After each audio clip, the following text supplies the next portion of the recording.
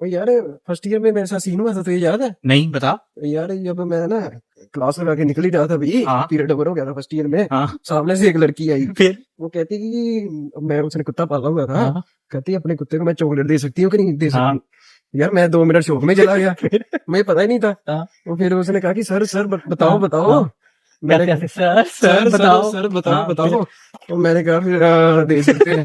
अब तू ही बता यार, दे सकते हैं कि नहीं दे सकते। आजा समझा, तू दे सकते तो नहीं दे सकते। सबसे पहले समझते हैं तो चॉकलेट है ना वो obtained होता है रोस्टेड सीड्स ऑफ थियोब्रोमा कैकाओ। ये एक प्लांट है जिसमें मिथाइल xanthines प्रेजेंट होते हैं। कौन कौन से? थियोब्रोमाइन और कैफीन। इन दोनों को बोलते हैं टॉक्सिक प्रिंसिपल, जो चॉकलेट में प्रेजेंट होते हैं। जो थियोब्रोमाइन है वो मेजोरिटी में प्रेजेंट होता है, उसका हाफ लाइफ होता है 17.5 आवर्स। कैफीन का हाफ लाइफ होता है 4.5 आवर्स। ये दोनों क्या करते हैं? डोज डिपेंडेंट टॉक्सिसिटी करते हैं। मतलब 20 mg पर kg कंसंट्रेशन अगर इनकी किसी एनिमल में प्रेजेंट हुई, माइल्ड जीआई साइंस करेंगे, 40 से 50 के बीच में कार्डियोटॉक्सिक साइंस करेंगे, अगर इक्वल टू ग्रेटर देन 60 तो सीजर्स करेगा। अब मैं बताता हूँ ये जीआई साइंस, कार्डियोटॉक्सिक साइंस और सीजर्स कैसे करते हैं। सपोज डॉग ने चॉकलेट को इंजेस्ट करी है, चॉकलेट को इंजेस्ट करने के बाद क्या होगा? जीआई ट्रैक्ट में इसकी अब्जॉर्प्शन होगी, मतलब टॉक्सिन्स उसके इंटेस्टाइन में जाएंगे और वहां से ब्लड स्ट्रीम में सर्कुलेट करेंगे। ब्लड स्ट्रीम में सर्कुलेट करने के बाद उनकी वाइडली डिस्ट्रीब्यूशन हो जाएगी बॉडी में, जैसे ब्रेन, हार्ट, किडनी और लीवर।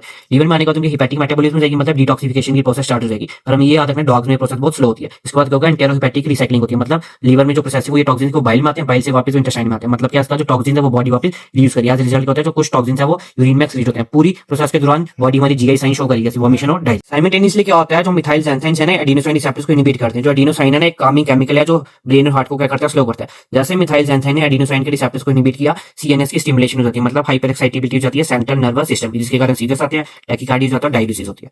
तो मिथाइल xanthine अलाउ करते हैं मोर कैल्शियम को कहां पे आने के लिए? सेल्स में, जिसके कारण क्या हो जाता है? सेल्स पे जो कैल्शियम स्टोरेज है वो प्रिवेंट हो जाती है, जिसके कारण जो कैल्शियम की अवेलेबिलिटी है सेल्स पे वो इंक्रीज हो जाती है। एज रिजल्ट क्या होता है? इंक्रीज होती है मसल कंट्रैक्शन, जिसके कारण क्या होता है? ट्रेमर्स आते हैं और टैकीकार्डिया होता है। मिथाइल जो xanthine है वो क्या करता है? एक एंजाइम होता है फॉस्फोडाइस्टेज, उसको क्या करता है? इनहिबिट करता है। इस एंजाइम की फंक्शनिंग क्या है? ये क्या करता है? ब्रेक डाउन करता है सीएमपी को। जो सीएमपी ये क्या होता है? एनर्जी सिग्नल होता है। जैसे मिथाइल xanthine ने पीडीई को क्या किया? इनहिबिट किया, जो सीएमपी के लेवल है सेल में इंक्रीज हो जाएंगे, जिसके कारण सेल्स मोर एक्टिव हो जाएंगे। एज रिजल्ट क्या हो जाएगा? मोर स्टिमुलेशन हो जाएगी हार्ट और सेंट्रल नर्वस सिस्टम की।